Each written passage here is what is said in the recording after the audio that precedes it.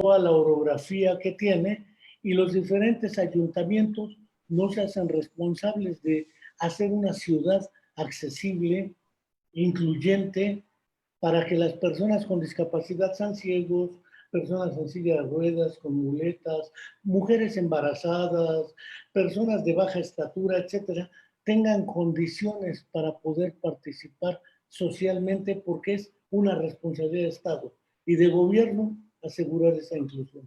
Y si no se tiene, pues la gente la busca. Claro, claro, exactamente. También hay parte que ayuda en instituciones, organizaciones para esas personas con condiciones diferentes, con discapacidades, y es lo que también tiene que tomar en cuenta la parte del sector salud, con ese tipo de gente que necesita esa ayuda. Bajo estas condiciones fue como me fui acercando a la psicología, primero desde el internado, luego por intereses ya específicos. Yo ya prácticamente, habiendo entrado a la secundaria en 1971, ya tenía claro que iba a ser psicólogo. Hablo prácticamente desde el 76 para acá, son 45 años que llevo en este ámbito de la psicología. Muy bien, profesor. Ahorita que nos comenta sobre eso, sobre los años que lleva en la psicología, díganos, ¿en qué área de la psicología se especializa usted? Mira, ahí hay una idea que ha venido contaminando la comprensión de qué es la psicología. Se cree que hay muchas psicologías: la psicología clínica, la psicología social, la psicología educativa, la psicología del niño, la psicología del deporte, la psicología del espacio, en el caso de la NASA y de los programas espaciales de la ex-URSS, la psicología del ajedrez, donde es decir, parece ser que la disciplina del conocimiento científico, psicología, tiene diversos campos de aplicación, y estos campos son naturalmente donde haya seres humanos. Esto significa que la psicología, más que haber muchas psicologías, la psicología es una disciplina que te permite actuar donde esté el ser humano con su psique, con su psiquismo, enfrentando diversas calamidades. Ahora la del COVID, por ejemplo, miedo a contagiarse, miedo a morirse, miedo a contagiar al otro, miedo y culpa de haber contagiado a alguien por no haberme cuidado. Entonces me vuelvo una persona enojada y violenta que atenta contra la gente, y me vuelvo juez, y no solamente juez, sino verdugo de la gente. Pinche gente idiota, por su culpa no nos protegemos. Ah, sí, claro, andas y le echo la culpa a la gente, cuando el problema de una epidemia no es responsabilidad de la ciudadanía. Es también política de Estado atenderla y enfrentarla con los mejores recursos. Ahorita no me voy a meter al asunto de si Gatell y el gobierno lo hubieran hecho de otro modo, habría menos muertes y menos contagios, porque no existe evidencia científica, dijera Hugo López Gatell, de que si mi abuelita hubiera tenido ruedas hubiera sido triciclo. Si hubiera hecho esto habría menos. ¿Cuántos menos? Es decir, en realidad este gobierno recibió un sistema de salud liquidado, flaco y débil por la corrupción que antecede a este gobierno, lo cual no quiere decir que este gobierno haya hecho bien las cosas. Ya mencionaba dos hierros importantes, pero ese miedo, no sabemos cuándo va a acabar esto, aunque algunos dicen estamos en semáforo amarillo, rojo, etc. La gente no cree. Parece ser que nuestro pensamiento y sentimiento están ahí, pero además, no solamente ante ello. Hay gente que dice, no, no hay tal virus, lo que pasa es que nos tratan de controlar. Es un invento de los chinos en el pleito con Estados Unidos. Es cierto que la industria químico-farmacéutica se está peleando, pero pensar la psicología es pensarla en todos esos ámbitos. Ahora bien, ¿a qué me he dedicado en realidad? Me he dedicado al daño cerebral y sus secuelas, lo que se conoce como neuropsicología. Soy miembro de la Asociación Mexicana de Neuropsicología, de los Congresos Iberoamericanos de Neuropsicología.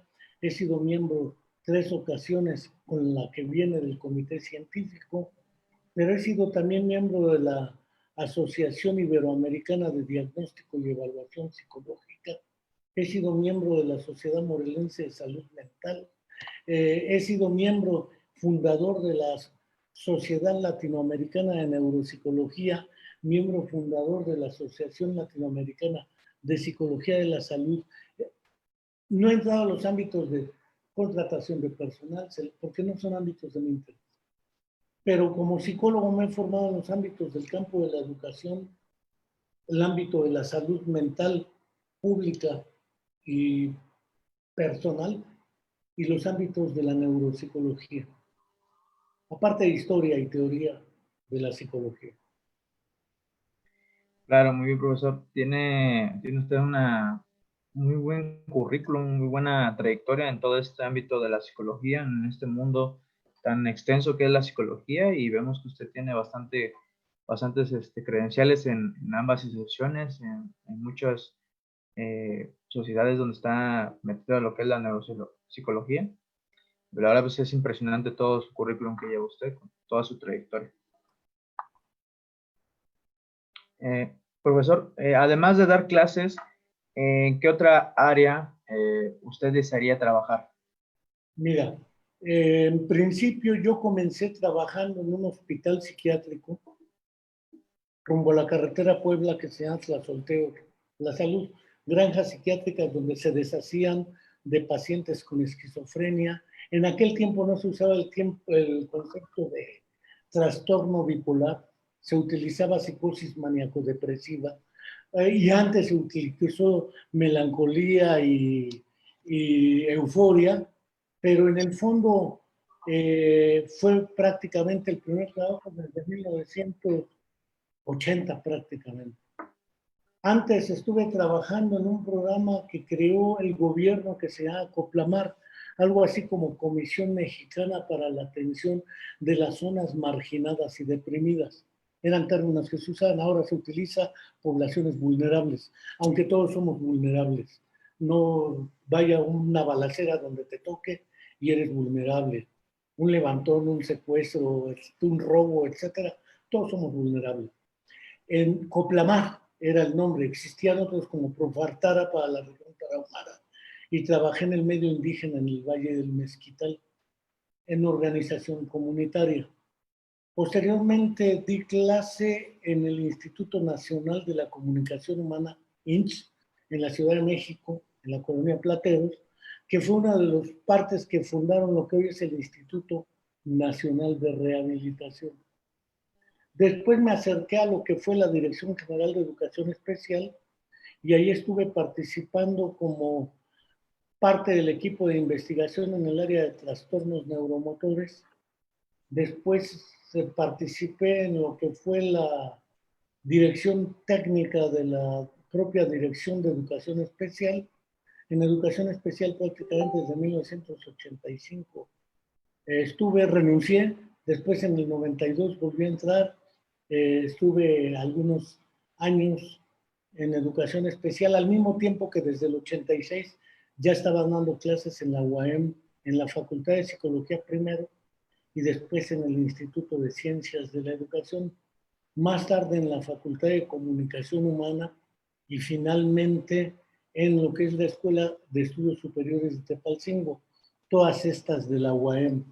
Naturalmente, desde hablar de esto desde el 86 es hablar de prácticamente 30 años, manteniendo una materia, dos materias, etc.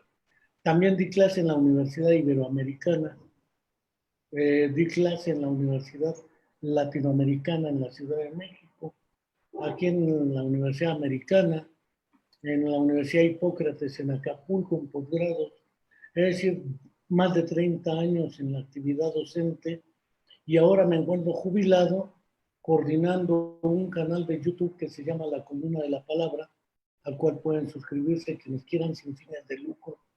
Es para realizar charlas y entrevistas como esta con diversos personajes en diversos campos, y tengo lo que sería un centro de estudios e investigación en neuropsicología del desarrollo. Estoy jubilado desde hace 2 años en la UAM y ahora me dedico, como antes, a hacer lo que me gusta, a hacer lo que quería, porque lo sigo haciendo, nada más que ahora sin una relación directa con la Universidad Autónoma del Estado de Morelos, como en el carácter activo de docente. Soy docente jubilado. Que muy bien, profesor. Coméntenos, ¿qué es lo que más disfruta de su carrera? ¿Qué es lo que más le ha dejado un gran sabor de boca o para usted en toda su carrera? Desde que yo empecé, tuve una relación con la profesora Rosa González Navarro, mamá de una chica con una cuadriplegia espástica con parálisis cerebral. Y con ella empezamos a trabajar en educación especial precisamente, que originalmente el área se llamaba área de impedimentos del aparato locomotor. Después en APAC le pusieron Asociación Pro Parálisis Cerebral, APAC, AC, y considerábamos tanto la maestra Rosa González como yo que el nombre era impropio, entonces le cambiamos de nombre y pusimos área de trastornos neuromotores. Desde entonces en América Latina prácticamente el nombre asumido es el de trastornos neuromotores. En la actualidad ha sido para mí importante, he impartido más de 350 conferencias, tanto en diversas, más de 25 entidades de la República, en prácticamente todos los países de Centroamérica, en la mayoría de los de Sudamérica, hablo de Argentina, Brasil, Chile, Colombia, Perú, Uruguay, en Cuba he participado también en Congreso, en España. Me parece que haber viajado en esto y conocido muchas personalidades en el ámbito de la psicología ha sido una gran satisfacción. Por otro lado, he publicado más de 75 trabajos entre libros, artículos, capítulos de libro, artículos de revista, notas periodísticas en el Regional del Sur de Morelos, un tiempo lo que fue en el Universal, también en Morelos, ahora en Maciosare con Jaime Luis Brito, sigo publicando, tengo un libro trabajándose en una editorial española. La segunda, de ahí en parálisis cerebral, me tocó ver más de 1000 personas con parálisis cerebral con sus familias. Y los otros son haber sido parte de quienes fundamos la atención a personas con autismo en el estado de Morelos, particularmente en la UAM, haber sido parte de la fundación de lo que es el programa universitario para la inclusión educativa de personas con discapacidad primero y luego atención a la diversidad en la UAM, el Centro de Investigación en Neurociencias de la UAM, que finalmente con otro rector se echó para atrás, pero haber impulsado el área de neuropsicología como parte de un grupo con el doctor Víctor Patiño, la maestra Elsa Roca y otras personas en el propio estado de Morelos. Creo que hasta ahorita siento que vamos bien, aunque todavía hay energía para más, creo yo. Claro, muy bien. Ha estado usted participando y trabajando de la mano de muchas personas que están en el ámbito de la psicología, tanto en el ámbito docente como en el ámbito clínico, y usted ha trabajado muy bien con muchas de estas personas. Profesor, coméntenos, ¿usted cree que los psicólogos tienen un sexto sentido? Ahora, no escuché bien la pregunta, que si los psicólogos. Ok, sí la repito. ¿Usted cree que los psicólogos tienen un sexto sentido? No, indudablemente hablar de sextos sentidos y de cuestiones que nos acercan al pensamiento mágico, como la parapsicología, las metapsicologías y lo que ahora se maneja como neurocoaching, programación neurolingüística y todas esas cosas que se han vuelto casi charlatanas, me parece que no. El psicólogo, como cualquier profesional, debe tener un conjunto de competencias que le permitan poder realizar su tarea en psicoterapia. Hubo un personaje en psicología que se llama Carl Rogers, que decía que no cualquiera puede ser psicólogo. Como decía un poeta, no basta tener buena vibra, ser buena onda y agarrar un lápiz para que salga un poema. La poesía también tiene sus misterios. Y la psicología no basta con aplicar test, porque si no, en cualquier lugar te sale, aplique el siguiente test y vas a ver su inteligencia. Dos, los científicos dicen que la zona del cerebro tal se encarga, no dicen ni qué científicos, ni dónde, ni si está demostrado. Es decir, en la actualidad hay tanta información que carecemos evidentemente de la reflexión seria y objetiva de las cosas. Se ha hablado de los 5 sentidos, visión, tacto, gusto, olfato, etcétera, que son los sentidos, llamémosle así, hacia el exterior. Pero también tenemos sentidos hacia el interior de nuestro propio cuerpo. Por ejemplo, una persona ciega es capaz de darse cuenta qué parte de su cuerpo se mueve o no. A eso se le llama sensaciones propioceptivas, las del propio cuerpo. Y así como sentimos hambre, sed, dolor, presión, temperatura, etcétera, que son sensaciones interoceptivas, también hay un sistema que algunos han llamado un sistema como el séptimo sistema sensitivo, es el inmunológico. ¿Cómo se entera el sistema inmunológico de que hay un agente externo y hay que crear los sistemas de defensa contra una bacteria, un virus ahora, una enfermedad? Pues solamente con sistemas de esta naturaleza. Pero más allá en sistemas de un sexto sentido, no lo hay. Creo que eso es muy especulativo. Claro, claro, muy bien, profesor. Coméntenos, ¿qué opina acerca de la psicología actualmente? Mira, la psicología es una disciplina que tiene una estructura semejante a la de una persona con múltiple personalidad. Pensemos, si quienes hayan visto la película Civil, quien haya visto la película Las 3 caras de Eva, hay películas dedicadas a esto con relativa seriedad y una personalidad no reconoce a la otra. Creo que la psicología es una hija bastarda de la psiquiatría, de la filosofía, que además reniega de las dos. Dice, no soy psiquiatría, no soy filosofía, pero tampoco soy neurología. Cuando uno le pregunta al psicólogo qué es la psicología, es donde la puerca empieza a torcer el rabo, porque cada quien la define como Dios le da a entender, pero Dios tiene otras preocupaciones más ingentes que definir la psicología. Entonces, cada quien la define como se le pega la gana. La psicología es una disciplina del conocimiento científico que nos permite comprender y crear modelos explicativos lo más verosímiles posible sobre la actividad psicológica, sea emocional, afectiva, cognitiva, etc. Esto implica que la psicología es una disciplina del conocimiento científico, sí, pero también es una forma de hacer práctica profesional. Como disciplina del conocimiento científico, la psicología es una. Como práctica profesional, tiene muchos campos de aplicación.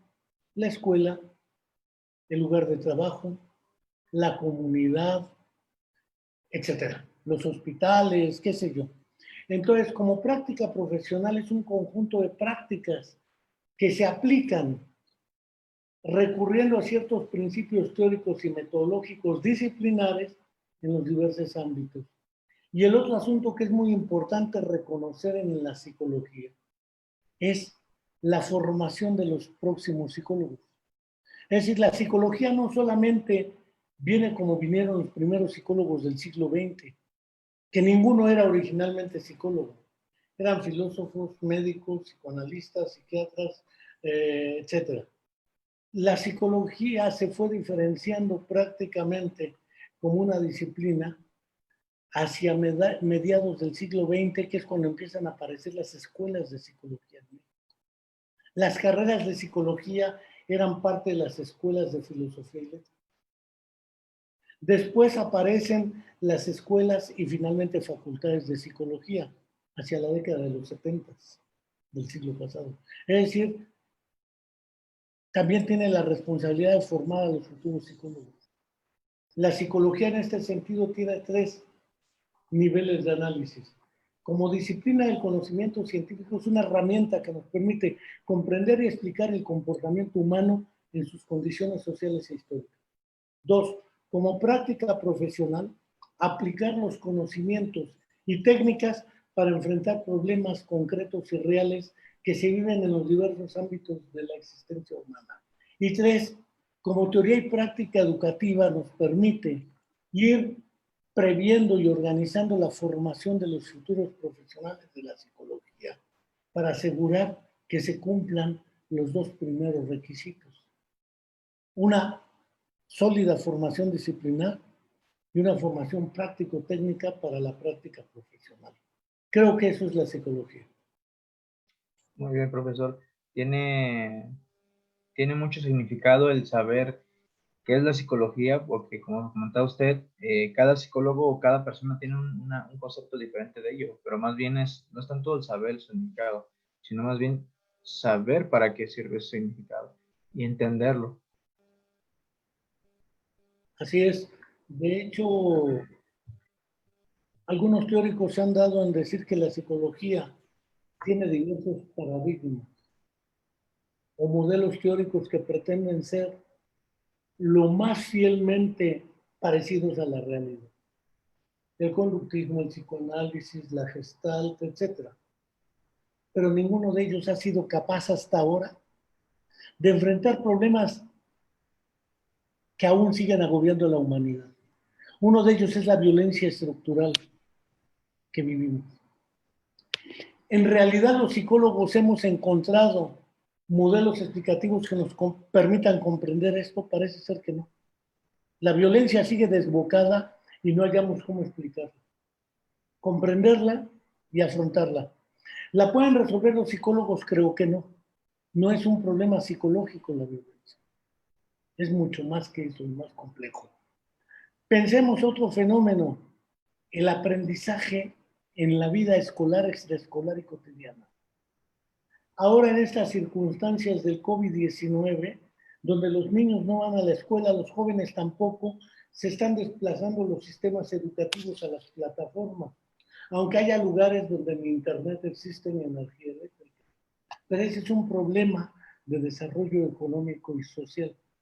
En general, los grandes problemas de la humanidad no los hemos podido afrontar y los psicólogos andamos peleándonos con que si la resiliencia sí o la resiliencia no, que si somos ahora que está de moda el concepto de resiliencia, aprovechemos la resiliencia como si la resiliencia estuviera esperándonos en algún lugar. Creo que hace falta investigar seriamente, como lo hicieron en su tiempo Víctor Frankl en El hombre en busca de sentido, que él sobrevivió a un campo de concentración como Auschwitz, o Bruno Bettelheim en Sobrevivir, que sobrevivió a otro campo de concentración en Polonia, o buscar desde lo que Barry Cyrulnik planteara en Los patitos feos y otra serie de libros, analizando el desarrollo de personas que fueron abandonadas desde niños. De hecho, las modas del discurso aparecen. Por ejemplo, me quisieron una vez entrevistar sobre el síndrome de alienación parental.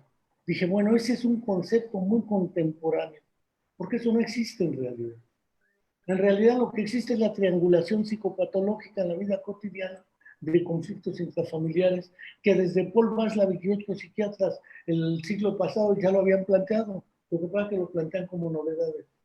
Entonces a alguien se le ocurre hablar del síndrome del rey Midas, el síndrome de Plutarco, y van inventando síndromes y síndromes que nadie explica y que nadie enfrenta. Ah, pero ¿cómo se publican libros al respecto?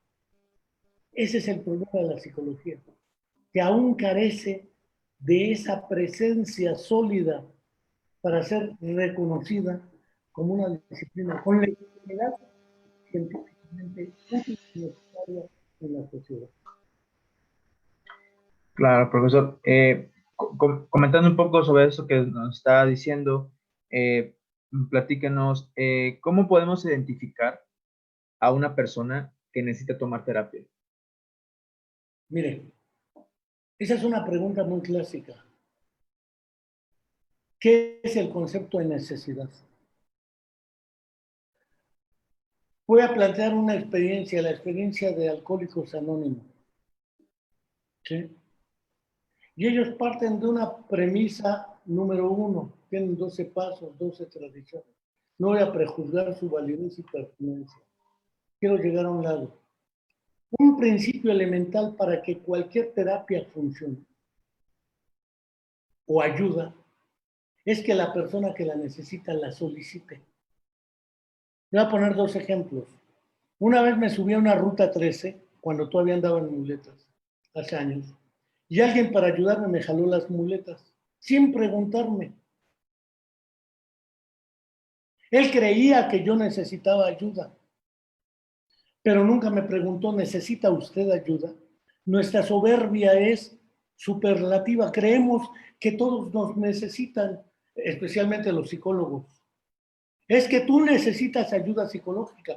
Claro, el psicólogo necesita dar terapia para comer, para cobrar, pero en el fondo, la persona que jaló las muletas no se dio cuenta que me estaba obstaculizando. Entonces lo que pasó es que me tiró. Iba yo cayéndome y me iba a agarrar de un tubo y lo primero que hizo fue agarrarme las manos. La gente cree que para ayudar al otro hay que agarrarle las manos. Pues me impidió agarrarme con mis propias manos. Y con lo único que me pegué fue con la cara. Y me dice, disculpe usted. Le dije, para la próxima pregunte. No suponga que yo necesito ayuda. Porque usted cree que yo la necesito, pero yo he aprendido a manejar mi cuerpo en el espacio desde hace muchos años y usted no. Pero usted ya cree que tiene el poder suficiente para ayudarme. Hay primero que preguntar, ¿necesita usted ayuda? La segunda pregunta, ¿cómo puedo ayudarle? Porque todos creemos que sabemos ayudar. No te preocupes, todo va a salir bien. Dios mediante, pues Dios mediante la gente se está muriendo de COVID, con oraciones o sin oraciones. Entonces el problema está no en que nosotros identifiquemos quién necesita ayuda, sino que el alcohólico o el adicto o la persona que vive problemas se dé cuenta que necesita ayuda y la pida. Si la persona no pide ayuda, ¿cómo la puedo ayudar? Otra ocasión me iba bajando de un pullman y se me para una persona enfrente de la puerta y me dice, ¿cómo te ayudo? Pues quítate, no me estorbes. Creemos que podemos ayudar, entonces decimos, pues hay que identificar a quien necesita terapia. Todos la necesitamos, es discutible. Todos tenemos conflictos y problemas, es cierto. Pero no todos tenemos los mismos recursos intelectuales, culturales, emocionales, de apoyo en redes, familiares, amigos, comunidad, etcétera, que me permiten enfrentar con más o menos recursos el problema. El problema está en las redes de apoyo.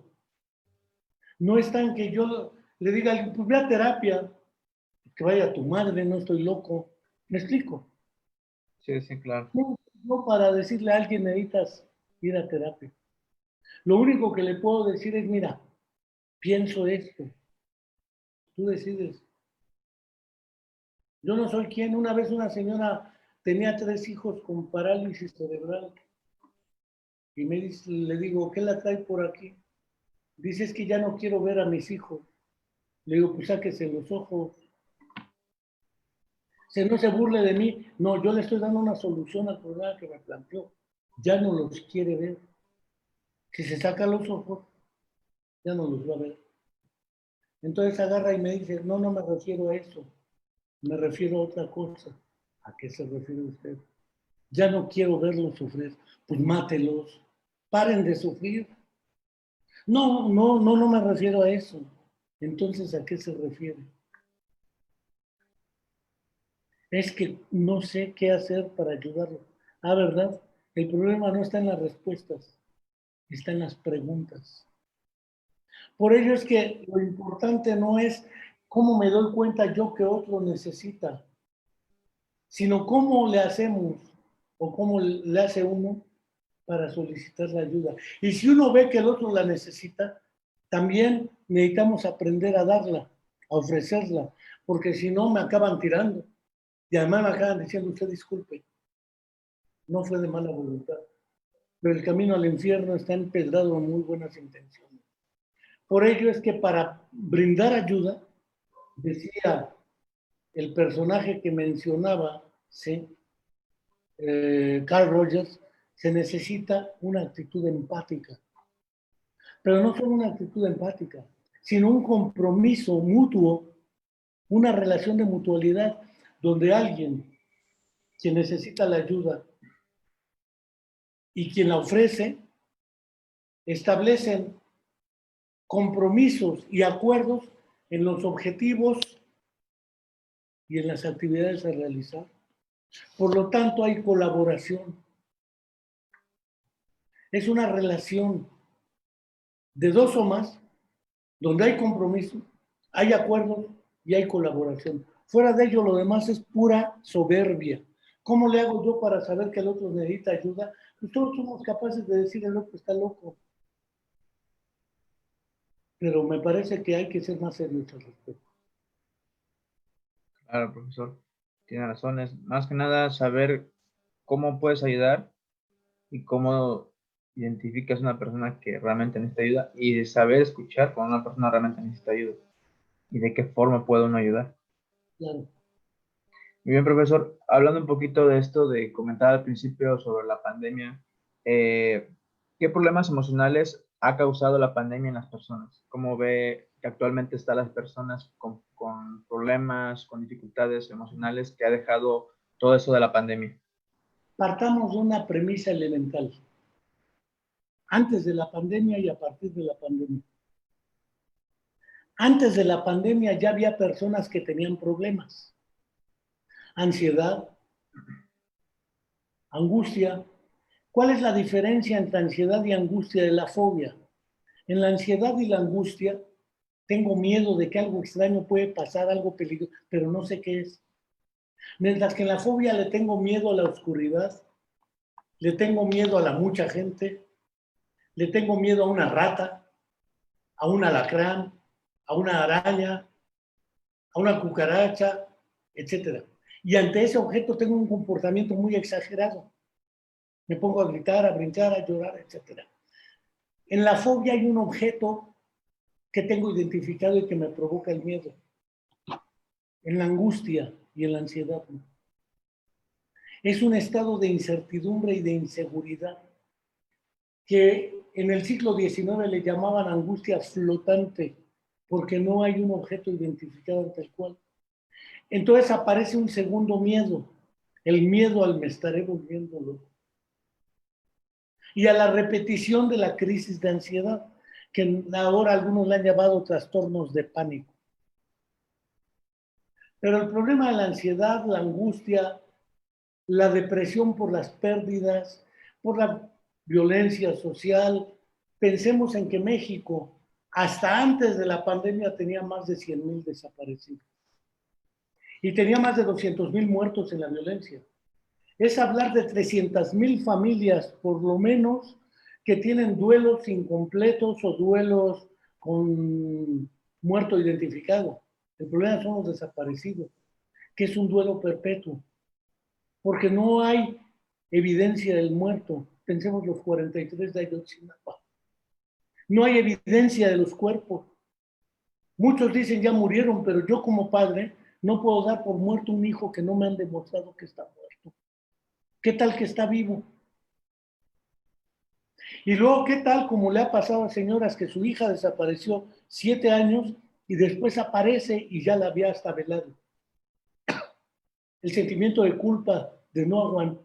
Es decir, hay tristeza, hay ansiedad, hay angustia, hay culpa, un sentimiento de culpa. Eso genera malestar psicológico. Ese tipo de problemas ya existían antes de la pandemia. 2, problemas más graves, esquizofrenia, depresión, también ya existían desde antes de la pandemia. Entonces, para nosotros es indispensable diferenciar el impacto de la pandemia sobre esas personas del impacto de la pandemia de quienes no tenían esa condición.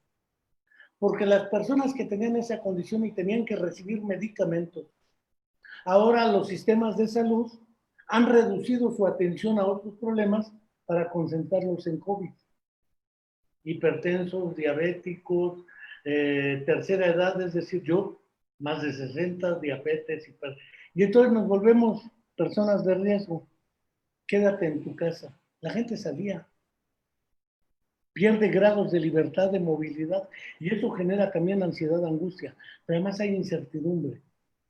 Si van hasta ahorita 88,000 muertos, más o menos, nada más de COVID, no pensemos otras cosas, y más de 800,000 positivos en COVID, ¿cuántos va a acabar la pandemia? Más de 1,000,000, más de 100,000 muertos, es decir, el 10%, 100,000 familias, más todos los que se contagiaron todo el tiempo, el miedo, la angustia, la incertidumbre. ¿Cuánto tiempo va a durar esto? Los trabajos, el empleo, la economía se viene abajo.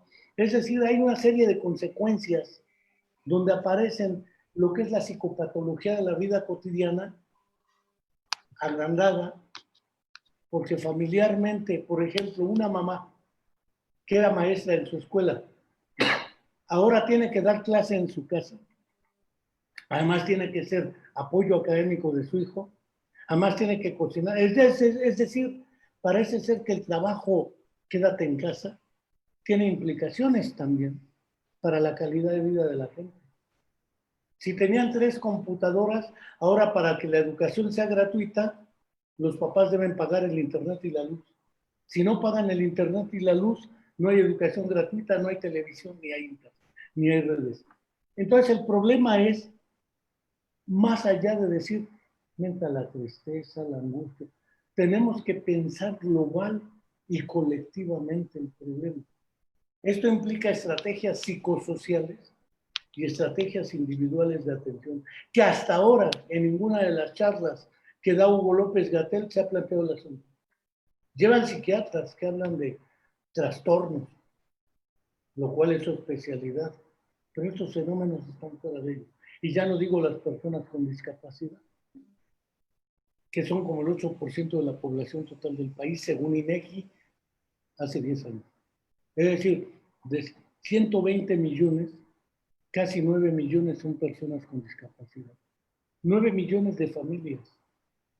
Ya no es lo mismo que 9 millones de personas. Si cada familia por lo menos tiene 3 miembros, son 27 millones de personas que tienen que ver con esto. Más el 50% de la población desempleada, ¿dónde vende ahora si la gente no sale? Ahora lo encarga todo por internet, la que puede, la que no tiene que salir. Entonces el problema me parece que está subestimado. ¿Qué podemos hacer? Pues creo yo que la mejor estrategia es la estrategia de afrontamiento en comunidad o colectivo. Si no nos ayudamos los unos a los otros, estamos liquidados individualmente. Porque entonces sí entraremos en crisis y será mi crisis, no nuestra crisis. Claro, claro. Es algo que afecta mucho a las personas, afecta mucho también a todo eso que comentaba sobre las personas con este tipo de problemas. Y es algo que es alarmante en todo el país, es sumamente alarmante y también alarmante en cualquier parte del país, cualquier parte del mundo es alarmante todo esto que está sucediendo, tanto como usted lo comentaba desde el comienzo, y previamente antes de comenzar todo esto. O sea, todo esto ha existido siempre y aún más con la llegada de la pandemia hizo a las personas recalcar un poco más sus problemas que tenían, ¿no? En esa parte y sí es algo, pues no solamente de la cuestión de salud física, sino en la cuestión de la mental, que afecta demasiado. Muy bien, profesor. Para usted, ¿cómo hace como psicólogo profesional, cómo hace mejorar la motivación de una persona en general? También existe el mito de que el psicólogo es el que ayuda y le dice a la gente qué hacer. Ha habido gente que se me acerca y me dice, dígame usted qué hago. O ha habido gente que en una sesión me dice, es que no sé quién soy, dígame quién soy. Digo, pues yo menos sé quién es usted. ¿Cómo voy a saber quién es usted? Es que no sé entender qué es lo que necesito. Pues yo menos. Si no la conozco, ¿cómo carajos voy a saber qué necesita usted? Es que me falta motivación. Mire, esa no la va a encontrar ni en el Mercado López Mateos, ni en el Walmart, ni en Oxxo. Y tampoco la tengo yo, porque a mí su vida me tiene sin cuidado. El problema es si a usted su vida le tiene sin cuidado, entonces debe preocuparse por cómo recuperar el interés por su vida. Pero ¿qué es la vida más allá de respirar, de comer, orinar, sentir algo por alguien? ¿Qué es la vida? La vida probablemente, y lo sabemos, es un polvo de arena en las playas del universo.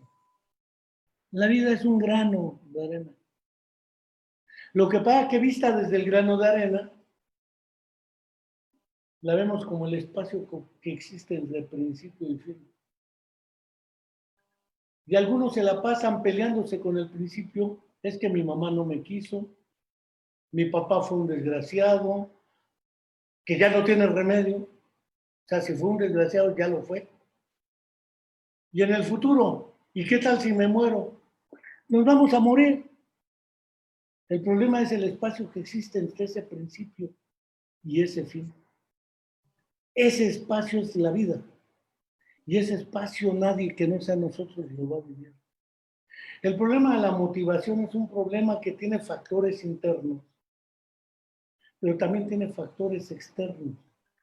Por ello es que no concibo la existencia humana y la intervención psicológica si no es en función de familias, grupos, comunidades. El trabajo debe ser, como decía el poeta y premio Nobel de literatura mexicano Octavio Paz, en El laberinto de la soledad. Para que pueda ser yo, debo ser otro. Salir de mí, buscarme entre los otros que no son yo, los otros que me dan plena existencia y todavía siguen. Pero sin nosotros no podemos avanzar. La motivación no solamente aparece desde nuestro lugar, también aparece desde la colectividad. Por ello es que una intervención basada en la comunidad y orientada hacia la familia es crucial en este campo. De otra manera no tenemos la posibilidad de encontrar. Yo no soy el que crea la motivación, no soy el creador de la motivación. Hay motivaciones de diverso orden. La primera es el hambre. Tengo hambre porque carezco del nutriente, pero además tengo hambre porque carezco de ese alimento. Tengo sed porque carezco del agua. Tengo necesidad de hablar porque hay otro que me escucha. Si tú no me estuvieras escuchando y los que siguen tu programa, ¿qué sentido tiene que yo hable? Hablo yo porque están otros que no son yo, que escuchan. Es decir, sin esos otros no tiene sentido lo que hago. La motivación de lo que hago está en valores míos, en creencias mías, pero también en intereses tuyos y de otros que no son yo. Si no, no tiene sentido esto. Hablar de motivación entonces, de pasar de las motivaciones primarias o biológicas, hambre, sed, sexo, etcétera, a pasar a las motivaciones de logro o autorrealización personal. Yo quiero ser alguien importante en la vida. Yo quiero que la gente diga, ese es un buenazo. No sé si me explico. Es Sí, claro. legítimo aspirar a tener motivaciones de logro, que trasciendan a las motivaciones económicas también. Porque las económicas se van también. Entonces, no quiere decir que las económicas sean irrelevantes y que las motivaciones básicas sean irrelevantes. No, no lo son. Pero hay motivaciones superiores.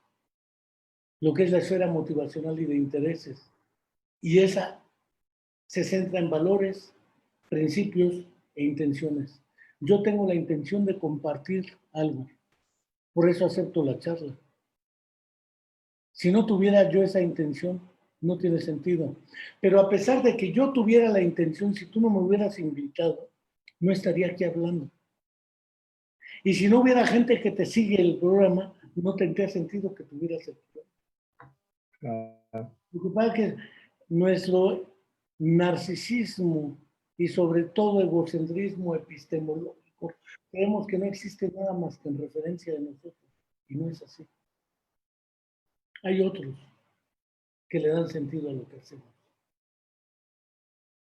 Claro, más que nada la motivación es tener un motivo para llegar a algo, ¿no? Saber por qué estoy haciendo esto y para qué quiero que esto se haga, ¿no? Porque quiero sentir esto, quiero pensar esto, ¿por qué? Porque me va a servir para algo, para un bien propio, ¿no? Eso es más que nada como que la motivación, ¿no? Cuando uno pierde un motivo por el cual uno quiere salir adelante o lograr algo, es ahí donde lo que se le conoce, ¿no? Como falta de motivación. Así es. Muy bien, profesor. Desde su perspectiva, desde su opinión, ¿qué es la inteligencia emocional para usted? Mira, la categoría de inteligencia es un término que aparece a finales del siglo XIX en la educación, curiosamente, y con médicos. Se ha definido de varias maneras, pero parece ser que medir la inteligencia llevó a muchas perversiones, en el sentido de que, por ejemplo, alguien tenía una edad de 8 años, pero al aplicarle los test tenía una inteligencia de 6 años. Por lo tanto, tenía una edad mental de menos años que una edad cronológica. Y a eso le llamaban la inteligencia. Y dividieron en dos niveles la inteligencia. La capacidad práctica de resolver problemas, que se le conoció como inteligencia práctica, y la capacidad de hacer lo que estoy haciendo, hablar, que se le llamó inteligencia discursiva o lingüística. A lo largo del siglo XX el concepto de inteligencia fue cayendo en desgracia. Entonces, un psicólogo de nombre Howard Gardner, para darle salida a la debacle en la que se encontraba la categoría de inteligencia, tuvo la feliz idea de decir, bueno, es que no existe la inteligencia. Lo que existe son muchas inteligencias. La inteligencia no es un monolito, sino es un conjunto de inteligencias o subinteligencias que, por así decirlo, hacen que una persona pueda ser más inteligente que otra para una cosa, pero menos inteligente que otra para otra cosa. Pensemos en Mozart o Beethoven. Mozart o Beethoven tenían oído absoluto, a pesar de que Beethoven se quedó sordo. Esto implica que tenían una inteligencia musical muy desarrollada.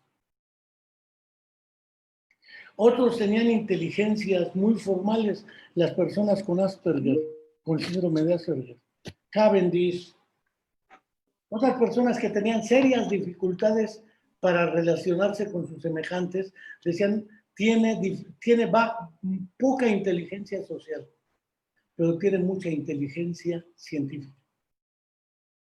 Entonces empezó a hablar del concepto de inteligencias múltiples.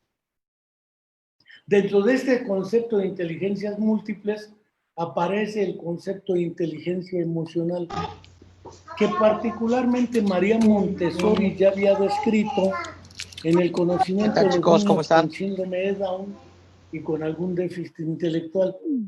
Al parecer ellos tienen problemas intelectuales y se decía tienen una deficiencia intelectual. Y sin embargo son muy afectuosos, muy cariñosos, muy afectivos, pero tienen una elevada inteligencia emocional. Mientras los niños con autismo tienen una baja inteligencia emocional y social y una alta inteligencia formal. Esto lleva a la idea de que la inteligencia no es un monolito, sino hay varias formas de expresar esa capacidad de afrontar la realidad. Unos son más competentes emocionalmente, dijera un colega español que murió, Ángel Rivier, experto en autismo, colega español, murió muy joven de 51 años. en el año 2000, decía que hay que diferenciar al inteligente del hábil. Hábil es aquel capaz de hacer, aunque haga trampas, para ganar ciertas cosas, a diferencia de la inteligencia. Fuera de esas discusiones, tengo la impresión de que la noción de inteligencia lingüística, inteligencia matemática, son conceptos como para explicar lo que no hemos podido resolver, la categoría de inteligencia.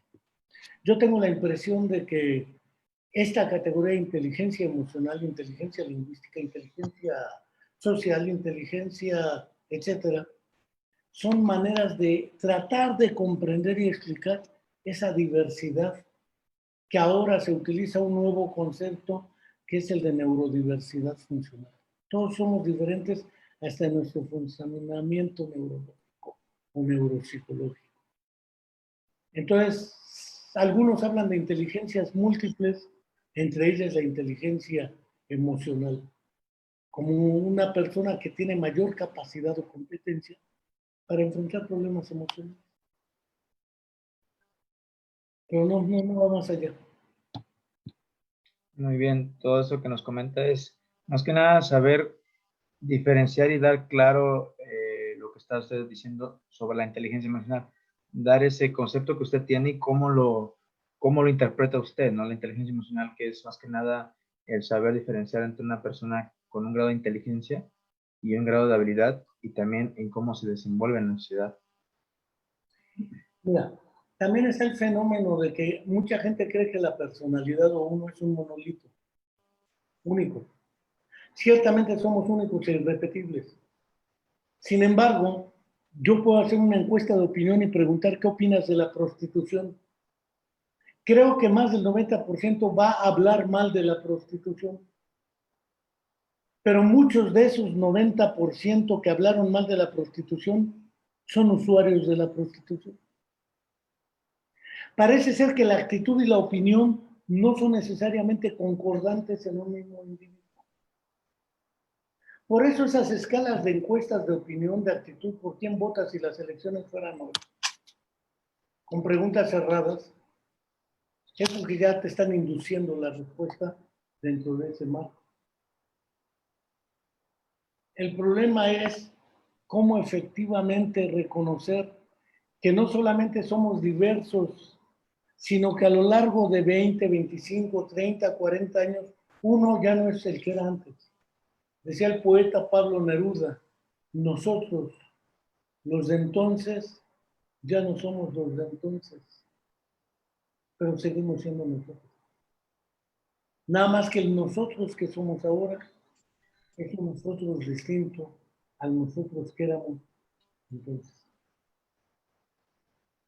El cambio es la única verdad irrefutable, todo está cambiando. Y pese a que todo cambia, uno sigue siendo uno y uno sigue teniendo su identidad personal. Claro, como lo estoy comentando de que todo tiene un cambio y todos hemos tenido un cambio y estamos siguiendo cambiando. Nunca nos quedamos igual, como que la persona evoluciona en esa parte mental donde tiene su personalidad, logra un cambio, ya sea tanto para un bien o para un mal. De hecho, lo que nos dure la vida es eso. Claro, claro, sin lugar a duda. Muy bien, profesor. ¿Qué aporte brinda la psicología a la educación? La psicología históricamente ha sido una herramienta muy útil para tratar de fundamentar ciertos aspectos de la práctica educativa. La educación no es una disciplina del conocimiento, es un hecho. Es un hecho que los adultos comparten experiencia con los menores, los expertos con los novatos, los padres con los hijos y los maestros con los alumnos. Ese hecho educativo implica comprender fenómenos como la motivación. Yo le preguntaba a un niño en Chilpancingo, ¿por qué vas a la escuela? Y me dijo, para ser más que mi papá. Y yo le decía, ¿y qué culpa tienes tú que tu papá sea un idiota? Tú no tienes por qué resolver los problemas de tu papá. Si tu papá fue un mediocre, es problema de él.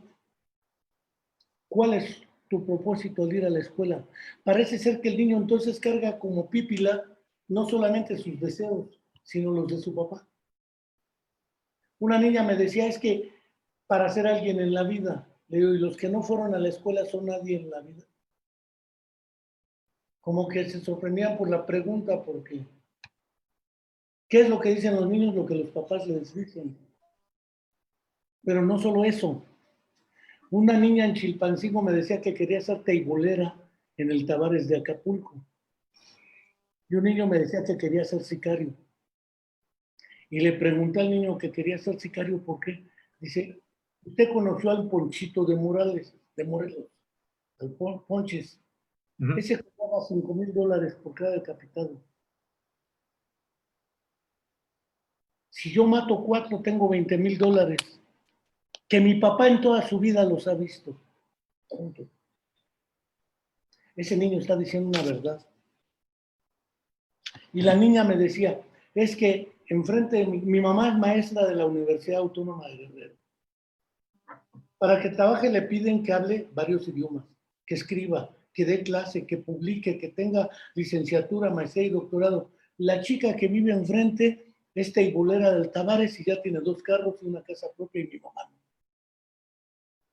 Creo que gana más una teibolera que una doctora de la universidad. Dijo la niña una verdad también. La realidad le da información a los niños a través de los más media, prensa, radio, cine, televisión, juegos, etc. Lo cual no quiere decir que sea éticamente válido. La formación en valores es importante. Claro. Pues los valores, las creencias, los conocimientos, los intereses forman parte de la motivación y la personalidad. La psicología estudia eso. La psicología ayuda y puede ayudar a la práctica educativa a comprender esos hechos para ir trabajando los procesos de enseñanza-aprendizaje. ¿Cómo enseñar al niño a ser crítico? Y no solamente a no gritar, no correr, no empujar, cállese, usted viene a obedecer, se dice mande usted, nunca se dice qué, es decir, uno está hecho para obedecer, no para comprender. Uno está hecho para callar, no para pensar. El maestro nos decía, cuando seas grande ya lo entenderás. Pues ya he llegado a grande y no he entendido muchas cosas. El problema del desarrollo psicológico. Este tipo de fenómenos me parece que la psicología los investiga. Pero también los maestros tienen necesidades, afectos, sentimientos. Y no es lo mismo aprender física que aprender historia. Yo creo que los alumnos se valen de estrategias de aprendizaje distintas para contenidos distintos. Eso también lo investiga la psicología. Es decir, la psicología es una herramienta muy útil para la práctica educativa escolar, pero no solo escolar. Claro, claro. Muy bien. Usted comentaba mucho todo esto de los aportes que ha hecho la psicología o que hace realmente la psicología en la educación y son muy importantes.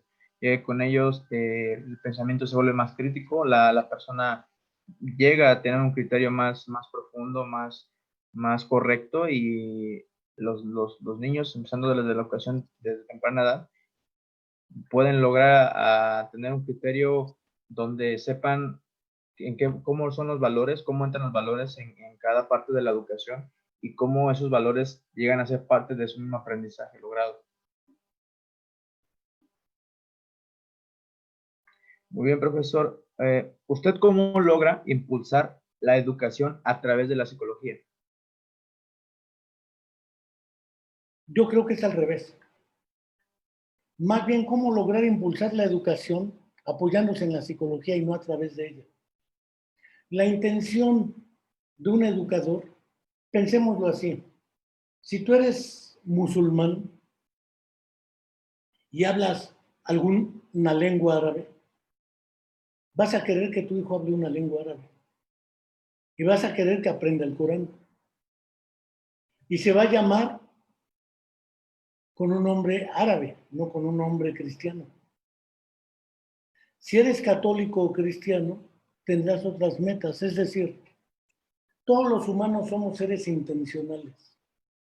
Tenemos la intención de que los otros se apropien de ciertas experiencias colectivas. Ese es el hecho educativo. La educación es una herramienta de la sociedad para asegurar el que las nuevas generaciones dispongan de ciertos recursos generales como la capacidad lectora y escritora para enfrentar su realidad, pero también específicos como ciertos conocimientos particulares de su lugar de origen, de su lengua, de sus tradiciones, de su naturaleza y entorno, porque de otra manera no se adaptaría a él.